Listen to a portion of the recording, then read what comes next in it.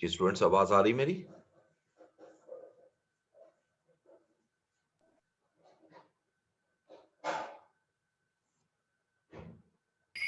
Sir sales debit होंगी जी और suspense credit. जी, suspense credit, ठीक है जी। यहाँ सेल्स को हम डेबिट करेंगे और सस्पेंस को क्रेडिट कर देंगे बाय 10,000 से। अच्छा, इस एंट्री का एक दूसरा हिस्सा भी है, इसको यहां मैं मुकम्मल करता हूं। 5 एंट्रीज थी। अब वो कह रहे हैं कि बताइए कि इसमें सस्पेंस अकाउंट में कितना डिफरेंस, यानी ट्रायल बैलेंस में कितना डिफरेंस था। इसके लिए आप क्या करोगे, एक अकाउंट बनाओगे विच इज सस्पेंस अकाउंट। यहां लेजर ओपन कर लेते हैं, सस्पेंस अकाउंट, ये टी अकाउंट है, इसको ओपन कर लेते हैं।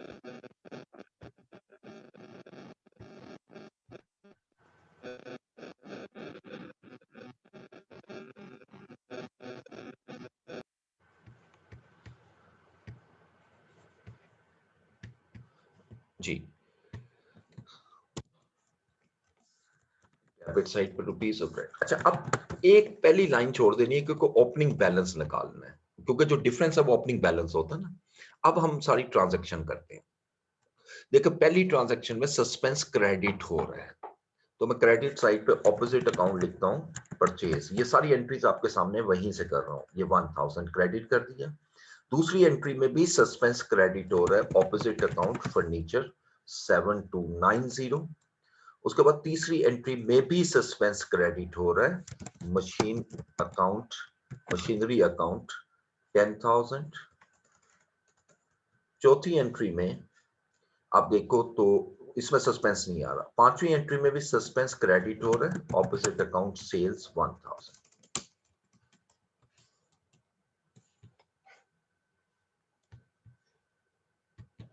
ठीक है जी। अब इसको हम बैलेंस कर देते हैं। डेबिट साइड पे कोई भी ट्रांजैक्शन नहीं, इसका मतलब है कि सस्पेंस का जो ओपनिंग बैलेंस आ रहा था वो कौन सा आ रहा था, डेबिट। अब इसको टोटल किया, जैसे लेजर को बैलेंस करते हैं, ये टोटल आया, इसी टोटल को यहां ले आता हूं। अब यही ओपनिंग बैलेंस आ जाएगा, बैलेंस ब्रॉट डाउन, और बैलेंस आ रहा है 19,290।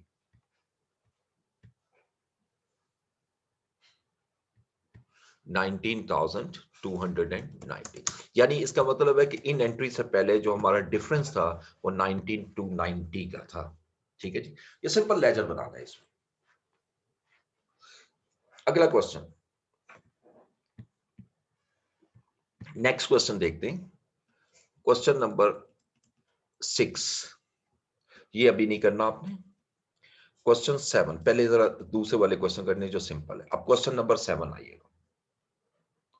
Rectify the following error by way of journal entry and work out the effect on profit and loss for the of the concern. यानी आपने रेक्टिफाई करना है और रेक्टिफाई करने के बाद उसका प्रॉफिट पे इफेक्ट बताना है। तो एक नई चीज इसमें आ गई, इफेक्ट ऑन प्रॉफिट। तो पहले तो जर्नल एंट्रीज पास करते, रेक्टिफाइंग एंट्रीज। क्वेश्चन नंबर 7,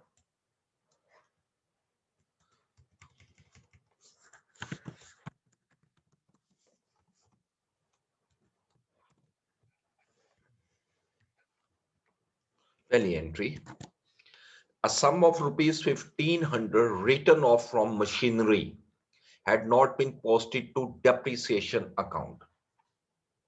अच्छा, ये एंट्री अभी आपने ये चैप्टर नहीं पढ़ा, लेकिन थोड़ा सा मैं बता देता हूँ। जब भी कोई फिक्स्ड एसेट आप यूज करते हो तो उसकी वैल्यू गिर जाती है।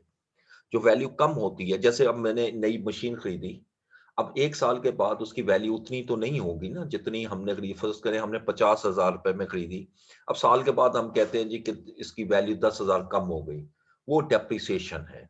तो आपने डेप्रिसिएशन रिकॉर्ड नहीं की, तो इसको सिंपल एंट्री इसका समझ लीजिएगा। ये एंट्री जब हम चैप्टर पढ़ेंगे ज्यादा क्लियर हो जाएगी। डेप्रिसिएशन डेबिट करूंगा, ये एक्सपेंस है, और क्रेडिट होगा जिस एसेट पे डेप्रिसिएशन निकाल रहे हो उसको क्रेडिट कर दो। ठीक है जी, और ये एंट्री होगी 1500। ये ओमिशन है, एरर ऑफ ओमिशन, ये रिकॉर्ड ही नहीं हुई। ये अब हमने रिकॉर्ड कर दी। ठीक है, chapter entry number 2, return inward book for December was short total for 250। Return inward book होती है सेल्स रिटर्न बुक। आपने सेल्स रिटर्न बुक को 250 रुपए से कम रिकॉर्ड किया है, तो बताइए क्या करूं? सेल्स रिटर्न को क्या करूं?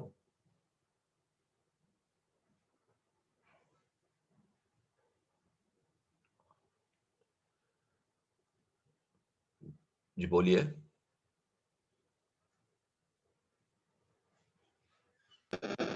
Debit sir. सेल्स रिटर्न को हम डेबिट करें। अच्छा, अब क्रेडिट का मसला है कि क्रेडिट किसे करें, सस्पेंस को करें या हम कस्टमर को करें। तो देखें अगेन अगली एंट्री में देखता हूं तो ए चांद, एस चांद, नेम्स आ रहे हैं, तो names are the part of double entry, तो मैं सस्पेंस को क्रेडिट कर दूंगा। अमाउंट आएगी इसकी मेरी 250।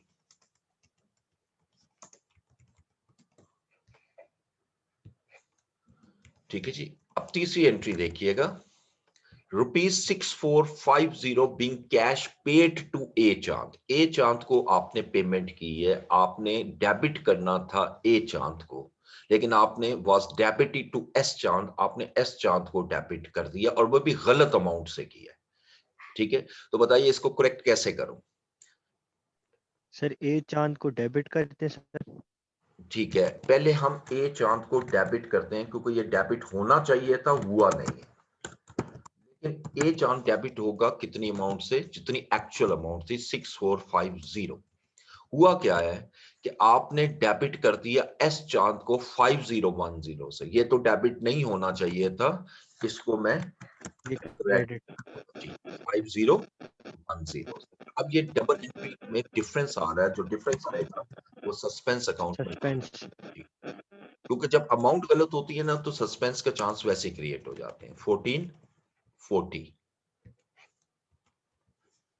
ये सिंपल एंट्री है, मतलब एक अकाउंट की बजाय दूसरे अकाउंट में गया, लेकिन सिर्फ प्रॉब्लम ये हुई कि अमाउंट भी गलत हो गई। Number 4 is the most easiest entry. Rupees 2000 worth of furniture purchased on credit was debited to purchase account. 2000 रुपए का आपने फर्नीचर खरीदा है और आपने डेबिट कर दिया परचेज को। बताइए क्या करूं?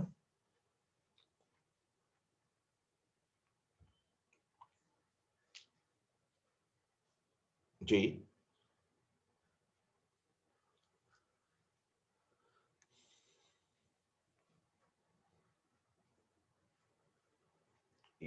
ये तो आसान एंट्री है। सर परचेज को डेबिट कर देंगे क्रेडिट कर देंगे। जैसा क्रेडिट और फर्नीचर को डेबिट। ठीक है, फर्नीचर डेबिट हो जाएगा और परचेज क्रेडिट होगा बाय 2000।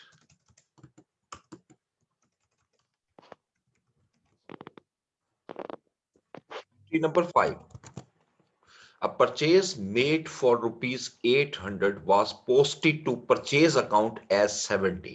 आपने 800 रुपए की परचेज की लेकिन परचेज को डेबिट किया 80 से। Again very easy entry. 720 sir purchase कर देंगे सर। ठीक है, डेबिट कर देंगे सर। हम डेबिट कर देंगे 720 से, और क्रेडिट किसे करेंगे फिर? सस्पेंस। सस्पेंस। यहाँ तो क्लियर है सस्पेंस, यहाँ वो कॉन्सेप्ट नहीं है कि जी डबल एंट्री का हिस्सा है या नहीं है, क्यों? ये परचेज अकाउंट का वर्ड है, वो बुक के लिए वो देखना होगा।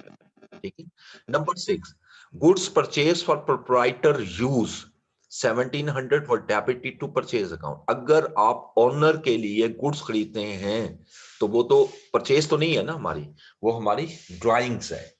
असल में इस एंट्री में हमें डेबिट करना चाहिए था ड्राइंग्स को, हमने डेबिट कर दिया परचेज को। तो अब हम परचेज को करेंगे क्रेडिट और ड्राइंग्स को डेबिट और करेंगे। ड्राइंग्स को कर देंगे डेबिट। ड्राइंग्स डेबिट और परचेज क्रेडिट, और अमाउंट आएगी 1700।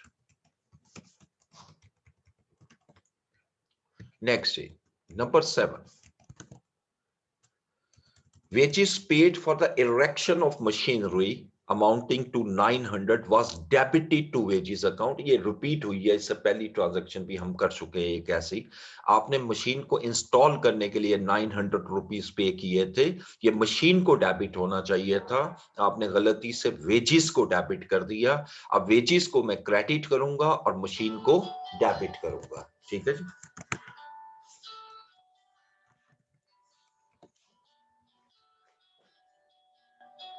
और अमाउंट आएगी इसके,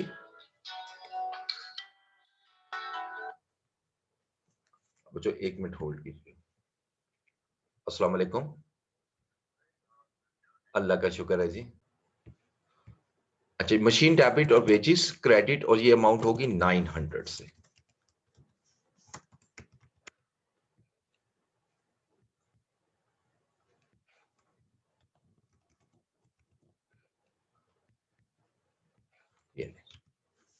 number 8, ₹300 received from Mansha had been debited to Saman। अच्छा, अब जब आपने मंशा से कैश रिसीव किया तो मंशा शुड बी डेबिटेड।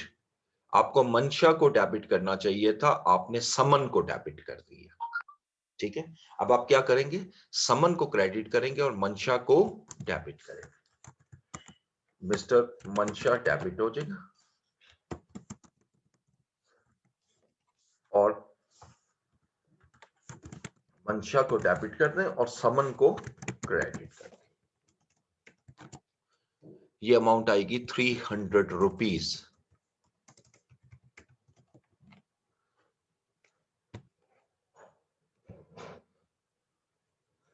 उसके बाद नेक्स्ट आइए,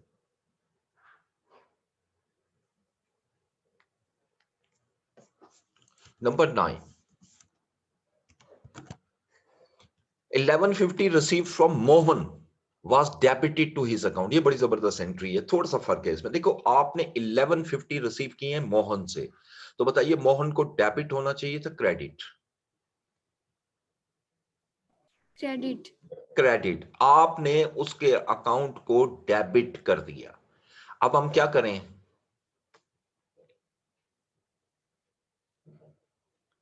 मोहन को क्रेडिट करेंगे। मोहन को क्रेडिट करेंगे कितनी अमाउंट से? डबल अमाउंट से। ठीक है, 2300 से, और सस्पेंस अकाउंट डेबिट हो जाएगा। ये ऑपोजिट साइड, ये हमने एक एरर पढ़ी थी कि posting to the correct account with the correct amount with the wrong on the wrong side. ये गलत साइड पे पोस्ट हो गई है, ये होनी चाहिए थी क्रेडिट, हमने इसको गलती से कर दिया डेबिट। ठीक है जी। Number 10, purchase return worth ₹980 to Salman were not recorded in the books. आपकी परचेज रिटर्न थी 980 रुपए की, सलमान को की थी, आपकी ये बुक्स में रिकॉर्ड ही नहीं हुई। सिंपल रिकॉर्ड कर दो। और परचेज रिटर्न की एंट्री क्या होती है? सलमान डेबिट और परचेज रिटर्न क्रेडिट।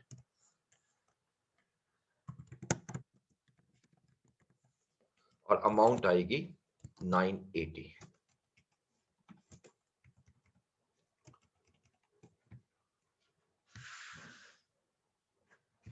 ये लीजिए। ठीक है जी।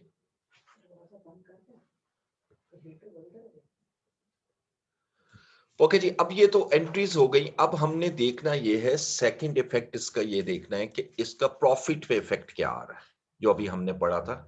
हर एंट्री का इफेक्ट ऑन प्रॉफिट देखना है। Effect on profit after rectification, यानी रेक्टिफाई करने के बाद बताइएगा कि आपका प्रॉफिट बढ़ा है या कम। इसका बहुत आसान तरीका है। देखिए, पहली चीज तो ये देखनी है, नंबर 1 आपने ये देखना है कि जो आपने रेक्टिफाइंग एंट्री की है उसमें इज देयर एनी इनकम और एक्सपेंस अकाउंट। अगर इसमें कोई इनकम और एक्सपेंस अकाउंट है, मैं जैसे पहली एंट्री को लेता हूं। पहली एंट्री में देखें, डेप्रिसिएशन डेबिट कर रहे हो और मशीनरी क्रेडिट कर रहे हो, इसमें कोई इनकम और एक्सपेंस है? बताइए यस और नो। Yes sir. यस। अब मैं दो चीजें लिखता हूं, if answer is no, first करें आंसर नो होता है तो इसका मतलब है कि नो इफेक्ट ऑन प्रॉफिट। ठीक है जी। लेकिन इफ आंसर इज यस, फिर आपने दूसरा क्वेश्चन करना है, इज इट डेबिट और क्रेडिट? क्या ये डेबिट है या क्रेडिट? बताइएगा कि इसमें जो इनकम और एक्सपेंस अकाउंट है, क्या ये डेबिट है या क्रेडिट?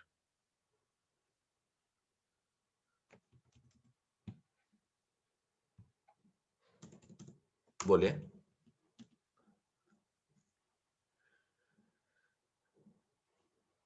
देखिए, आपने समय पहला क्वेश्चन किया, इज देयर एनी इनकम और expense account in the first rectifying entry? ये जो पहली रेक्टिफाई एंट्री की है, इसमें कोई इनकम और एक्सपेंस अकाउंट है? आपने कहा यस, जो कि यकीनन है, तो आंसर ठीक था आपका। अब मैंने कहा है कि if the answer is yes, तो बताइएगा इस एंट्री में expense account, debit sir, income account debit है या क्रेडिट? डेबिट। डेबिट। तो अब जरा देखिएगा, इफ डेबिट, इसका मतलब है डिक्रीज इन प्रॉफिट, ठीक है। और अगर ये हो क्रेडिट, इफ क्रेडिट, फिर इंक्रीज इन प्रॉफिट। और अगर बोथ हो, यानी डेबिट भी हो और क्रेडिट भी, then no effect on profit. क्यों? क्योंकि वो फिर नील हो गया ना। देखो, अगर डेबिट से प्रॉफिट कम होता है, क्रेडिट से प्रॉफिट बढ़ता है, दोनों हो रहे हैं, तो इसका मतलब एक इफेक्ट प्रॉफिट बढ़ा रहा है, दूसरा इफेक्ट प्रॉफिट कम कर रहा है, तो कोई इफेक्ट नहीं होगा। अब पहली एंट्री में देखें, एंट्री नंबर वन में यहां से 1500 से मेरा प्रॉफिट कम होगा, ये 1500 माइनस शो करूंगा, ठीक है जी।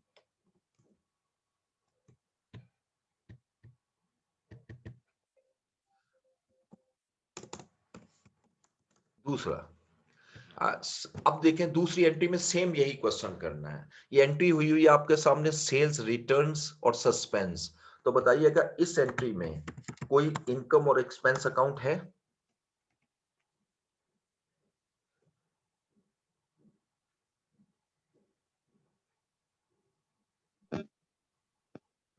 बोलिए।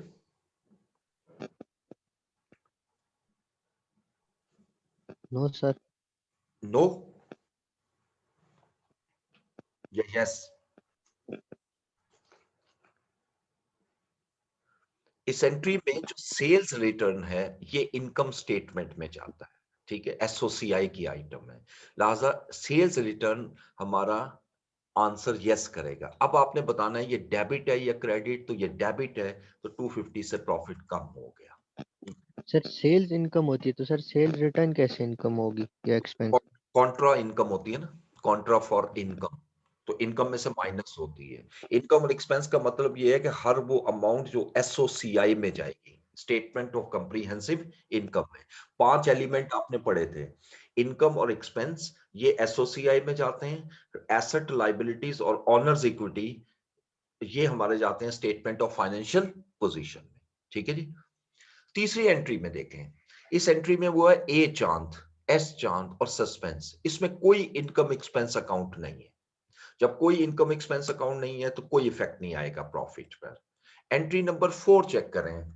एंट्री 4 में आपने डेबिट किया हुआ है सस्पेंस अकाउंट, फर्नीचर डेबिट और परचेज क्रेडिट। अब ये जो परचेज अकाउंट है, ये एसओसीआई से रिलेट करता है, और परचेज अकाउंट यहां क्रेडिट हो रहा है, तो 2000 से प्रॉफिट बढ़ेगा।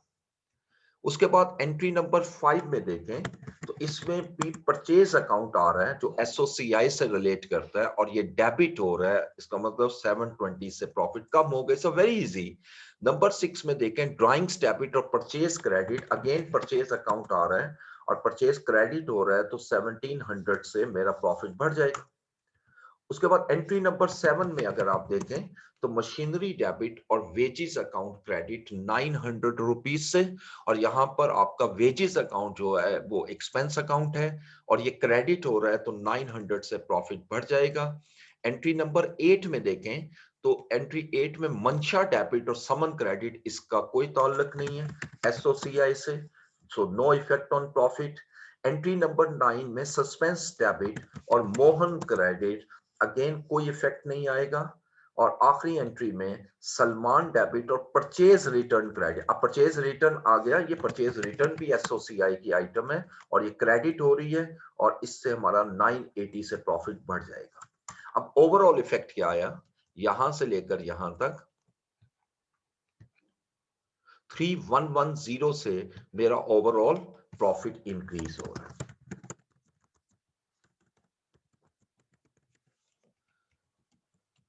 ठीक है जी, ये सबसे आसान होता है ये पोर्शन। ये होता है 2 मार्क्स का, 2 से 3 मार्क्स का, और बड़ा आसान होता है। अभी आपने चूंकि एसओसीआई वाला जब चैप्टर करेंगे ना तो ये और क्लियर हो जाएगा। एक फॉर्मेट होता है एसओसीआई का, उसमें आपको खुद अंदाजा हो जाएगा कि कौन सी चीज इसमें एसओसीआई में आती है और कौन सी एसओएफपी में आएगी। वो इजीली समझ में आ जाएगी। There is no issue in it. Okay जी, नेक्स्ट आइए।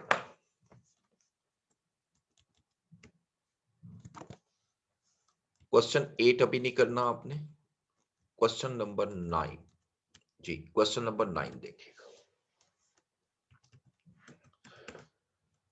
अच्छा, अब यहां पे कह रहा है your bookkeeper extracted a trial balance on 31 December 2004 which failed to agree by 180। यानी आपके बुक कीपर ने एक ट्रायल बैलेंस एक्सट्रैक्ट किया है और who failed to agree by 180, जो 180 से एग्री नहीं हो रहा। A shortage on the debit side of trial balance, यानी इसका मतलब है डेबिट साइड कम है। Shortage on the debit side of trial balance, trial balance की डेबिट साइड कम है और क्रेडिट साइड ज्यादा है। A suspense account was opened for the difference and also calculate the profit for the year. In February 2005, following errors made the previous year were found. पिछले साल में ये errors हुई हैं, इसको ठीक करना है।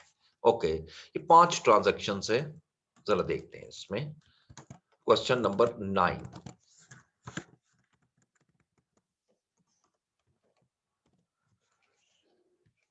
जी, पहली एंट्री बताइएगा। Goods purchased on credit from E ₹230। आपने ई से 230 रुपए की परचेज की। was entered correctly in purchase account. Purchase account में बिल्कुल ठीक रिकॉर्ड हुआ है, but entered in a personal account, यानी पर्सनल अकाउंट ई में वो 320 से रिकॉर्ड हुआ। अब बताओ करेक्ट कैसे करूं?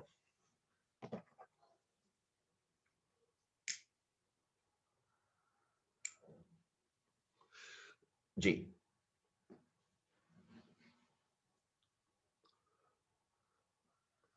आसान एंट्री है।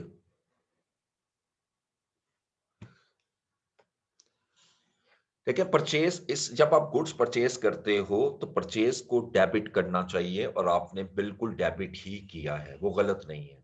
लेकिन दूसरी तरफ ई को आपने क्रेडिट करना था, आपने क्रेडिट ही किया है, लेकिन 230 की बजाय 320 से क्रेडिट कर दिया। इसका मतलब ई को मैं डेबिट करूंगा, ई डेबिट होगा और सस्पेंस क्रेडिट होगा। कितनी अमाउंट से? जितना डिफरेंस क्रिएट हो रहा है, 90 रुपीज।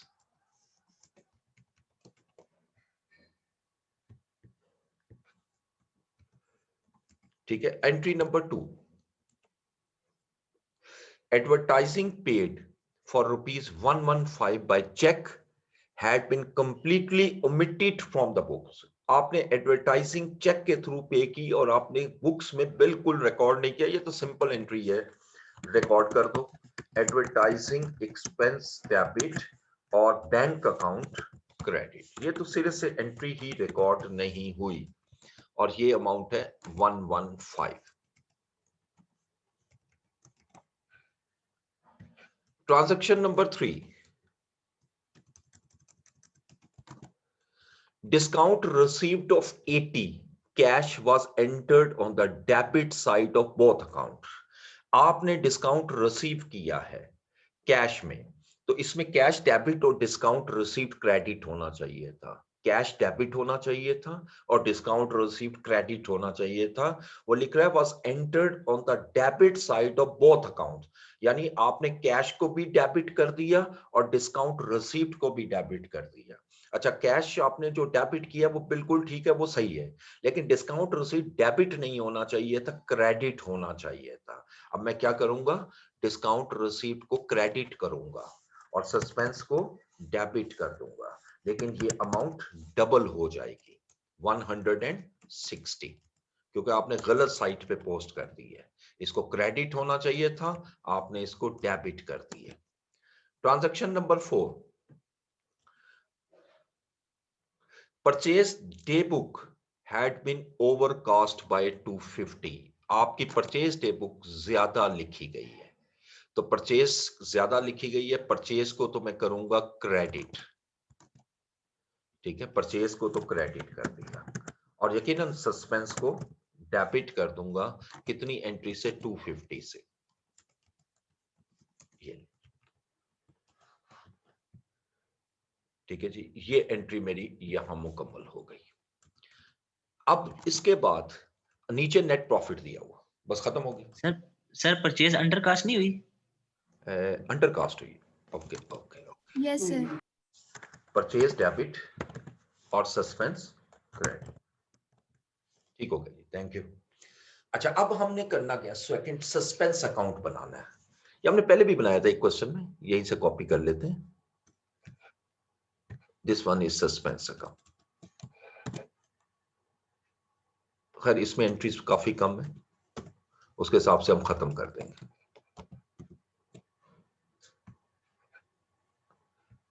जी, सबसे पहले तो ओपनिंग बैलेंस लेके आए। इस क्वेश्चन में ओपनिंग बैलेंस गिवन है। ये ऊपर स्टार्ट में देखें, वो लिख रहा है जी कि आपकी डेबिट साइड कम थी, तो इसका मतलब कि ओपनिंग बैलेंस 180 डेबिट हो गया, ठीक है। अब हम ये सारी ट्रांजैक्शन पुट करते हैं इसमें, जरा पुट करेंगे। पहली एंट्री है सस्पेंस क्रेडिट हो रहा है, हम क्रेडिट कर देते हैं, ऑपोजिट अकाउंट ई है 90 से। दूसरी एंट्री में सस्पेंस आ ही नहीं रहा। तीसरी एंट्री में सस्पेंस डेबिट हो रहा है, ऑपोजिट अकाउंट डिस्काउंट रिसीप्ट, और ये अमाउंट आएगी 160। तीसरी एंट्री में, एंट्री नंबर 4 में सस्पेंस क्रेडिट हो रहा है परचेज, ऑपोजिट अकाउंट परचेज 250, ठीक है। अब इसकी डेबिट और क्रेडिट साइड चेक करें तो ये एग्जैक्टली इक्वल आ रही है, खुद बहुत इक्वल, ठीक है जी। डेबिट और क्रेडिट साइड इक्वल आ रही है यहां पर, ये देखें, दोबारा टोटल कर लेते हैं, ये 340 और यहां से भी दोबारा टोटल कर लेते हैं 340, तो इसका मतलब ये सस्पेंस अकाउंट मेरा टैली हो गया। इस क्वेश्चन के अंदर दूसरी चीज उसने मांगी है कि प्रॉफिट दिया हुआ है 1780। अब आफ्टर एरर प्रॉफिट क्या होगा, तो इसमें आप बनाऊंगा मैं एक छोटी सी स्टेटमेंट ऑफ करेक्टेड प्रॉफिट। इसमें वही कॉन्सेप्ट लगाना है आपको, करेक्टेड प्रॉफिट जी। इस वक्त जो अनकरेक्टेड प्रॉफिट गिवन है क्वेश्चन में, उसको उठा लें, अनकरेक्टेड प्रॉफिट, और ये हमें गिवन है जी 1780। अब इसके बाद एक एक ट्रांजैक्शन देखते जाते हैं और देखते हैं इसका प्रॉफिट पे इफेक्ट क्या आ रहा है। 1780 पहली एंट्री देखो, आपने पहली एंट्री में कोई इनकम और एक्सपेंस अकाउंट है? आंसर बताइए, no yes sir. No sir. No. दूसरी एंट्री में यस सर। यस। और डेबिट है, ठीक है, तो आप लिखोगे एडवर्टाइजिंग नॉट रिकॉर्डेड, ये डेबिट है, इससे एक 115 से प्रॉफिट कम हो जाएगा। तीसरी एंट्री में कोई आ रहा है इसमें, डिस्काउंट रिसीव्ड आ रहा है, ठीक है, और ये क्रेडिट है, तो discount received recorded on wrong side, ये गलत साइड पे लिखा गया था ना, और इसका 180 से मेरा प्रॉफिट बढ़ रहा है। और आखिरी में देखें तो परचेज आ रहा है, और यानी परचेज डेबिट। कम लिखी गई थी, कितने से? 250 से, तो 250 से मेरा प्रॉफिट कम हो जाएगा। अब इसके बाद मैं इसको टोटल करता हूं, तो मेरा 1575 जो आ रहा है, दैट इज करेक्टेड प्रॉफिट। ये मेरा इसका आंसर आ गया जी।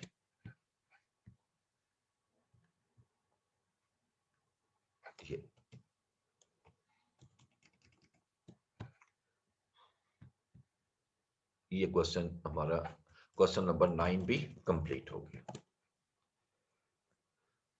अगला क्वेश्चन देखते हैं, लास्ट क्वेश्चन, क्वेश्चन नंबर 10। इसमें भी वही मांगा हुआ जर्नल एंट्रीज और suspense account showing the opening balance. इसमें ओपनिंग बैलेंस निकालना है, जैसा पहले क्वेश्चन में हमने किया था, क्वेश्चन नंबर 10। ओके जी, क्वेश्चन नंबर 10।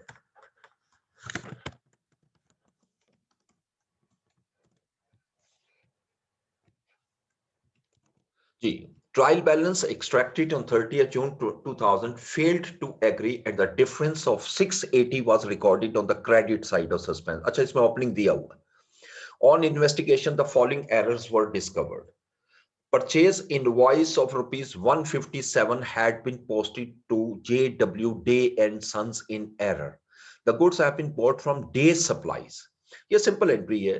परचेज आपने की थी, आपने क्रेडिट करना था JW Day and Sons को, आपने उसको डेबिट कर दिया डे सप्लाईज से. अब डे सप्लाईज को क्रेडिट करूंगा और JW Day and Sons को डेबिट कर दूंगा. JW सन्स को डेबिट करता हूं, पूरा नाम नहीं लिखा, जितना लिखा है बस ठीक है, और क्रेडिट करूंगा डेज सप्लाईज. यानी नेम गलत हुआ है इसमें, और कुछ भी नहीं है इसमें, सस्पेंस यूज नहीं होगा. 157.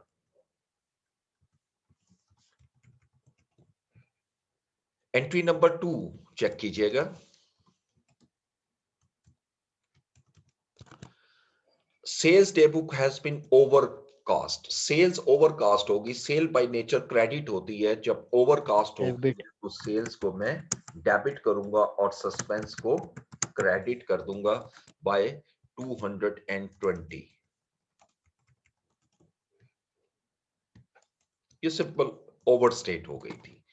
तीसरा, cheque payment for repairs to office building 41 had been entered in the accounts as 14.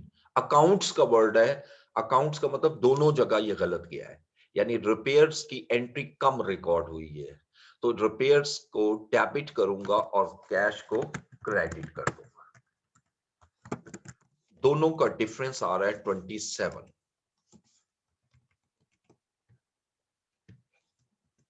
Number 4, a payment by check rupees 50 to A Biggs had been debited in cash book, जो कि ठीक है, but credit to A Biggs account. आपने credit कर दिया A Biggs को. अच्छा, payment किया, ये एंट्री टोटली गलत है. देखिए, आपने पेमेंट की है 50 की A Biggs को. पेमेंट में कैश को क्रेडिट करना चाहिए था और A Biggs को डेबिट करना चाहिए था. आपने डेबिट कर दिया कैश को और A Biggs को क्रेडिट कर दिया. ये रिवर्सल एंट्री एरर है, ये डबल इफेक्ट आएगा. इसको करेक्ट कैसे करेंगे? हमने पेमेंट किया तो A Biggs should be debit और कैश शुड बी क्रेडिट, लेकिन अमाउंट डबल हो जाएगी क्योंकि ये 100. Reversal entry error. आपने बिल्कुल एंट्री रिवर्स कर दी, डेबिट भी और क्रेडिट भी. उसके बाद नेक्स्ट देखें, purchase of motor vehicles costing 5600 had been entered correctly into the bank account but debited to motor vehicles account at 6100. यानी ये बैंक में बिल्कुल ठीक रिकॉर्ड है, ये करेक्टली का वर्ड भी उसने यूज किया, लेकिन आपने मोटर व्हीकल को ज्यादा अमाउंट से डेबिट कर दिया है, तो इसको करोगे क्रेडिट 900 से और सस्पेंस डेबिट हो जाएगा.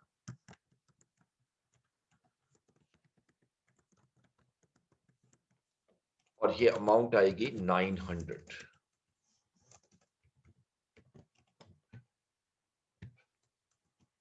Entry number 6, credit sales of 180 to J Chin had not been entered in the accounts. ये अकाउंट्स में रिकॉर्ड ही नहीं हुई, तो रिकॉर्ड कर दो. तो ये क्रेडिट सेल है, J Chin डेबिट और सेल्स क्रेडिट, और ये अमाउंट आएगी 180. इसमें भी सस्पेंस यूज नहीं होगा. ठीक है जी. अब हम इसके बाद सस्पेंस अकाउंट भी बना लेते हैं.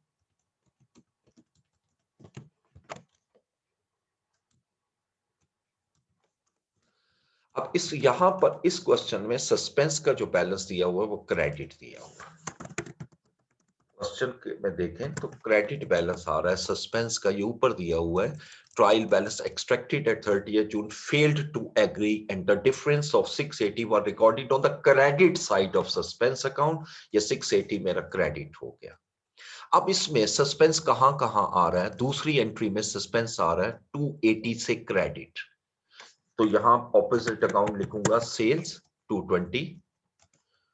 उसके बाद एंट्री 3 में भी नहीं आ रहा, 4 में भी नहीं. एंट्री नंबर 5 में आपका सस्पेंस डेबिट हो रहा है, तो मोटर व्हीकल्स डेबिट कर दोगे और ये 900.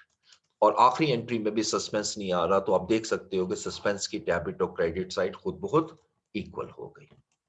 ठीक है जी। So these are the questions. ये अभी सिंपल क्वेश्चंस थे। सिंपल से मतलब है कि वो क्वेश्चंस जो इसमें एंट्री सिंपल तरीके से दी हुई हैं। तो मैंने पहले हिस्से में इसको करवाया आपको। ये टोटल 1 2 3 4 5 6 क्वेश्चन बनते हैं आपके। ठीक है, 10 में से 6 क्वेश्चन मैंने आपके सामने किए, टोटल 10 है इसमें। अब इसमें 4 क्वेश्चन रह गए हैं, इसको हम जो है वो बाद में करेंगे। पहले आपने ये करना है कि इसको अच्छी तरह रिवाइज करना है। ठीक है, रिवाइज करने के बाद फिर हम इन एंट्रीज को करेंगे। इनमें से जो क्वेश्चन आप कोशिश करके कर सकते हो बेशक करो, मुझे कोई इतराज नहीं। जो हमने छोड़े हैं क्वेश्चन, अगर नहीं होते तो कोई मसला नहीं, आई विल यानी सॉल्व इट, मैं आपके लिए सॉल्व कर दूंगा। ये करने के बाद फिर हम पास पेपर्स के क्वेश्चन करेंगे। माइट भी 1 या 2 क्लासें हमें इस पे अभी और करनी पड़े, रेक्टिफिकेशन पे, और फिर हम नेक्स्ट चैप्टर की तरफ मूव करेंगे। ठीक है, हमारे 4 चैप्टर जो टोटल रह गए हैं उनमें से इंशाल्लाह कोशिश करनी है कि हमने 10 तारीख का इसको कंप्लीट करना, कंक्लूड करना। ठीक है, अब इसकी रिकॉर्डिंग जो है ना, ये काफी बड़ा साइज होता है इसका, 200 MB से भी बड़ी होती है। तो ना ये ईमेल पे जा सकती है और ना ही ये व्हाट्सएप पे। तो मैं आपको उसी चैनल पे जो है ना अपलोड कर दूंगा। ठीक है, आज शाम को कर दूंगा। Okay sir. तो इसको ओके जरा सर। अच्छी तरह रिवाइज कर लेंगे इन क्वेश्चन को। ये मैं शीट जो है ना आपके साथ अभी शेयर कर देता हूँ। ये शीट अभी कर देता हूँ आपके साथ, क्योंकि सेशन फिर ड्रॉप हो जाना और 2 सेशन से ज्यादा अलाउड नहीं करता ये हमें। सॉरी, डेस्कटॉप पे फास्ट ट्रैक दिस वन।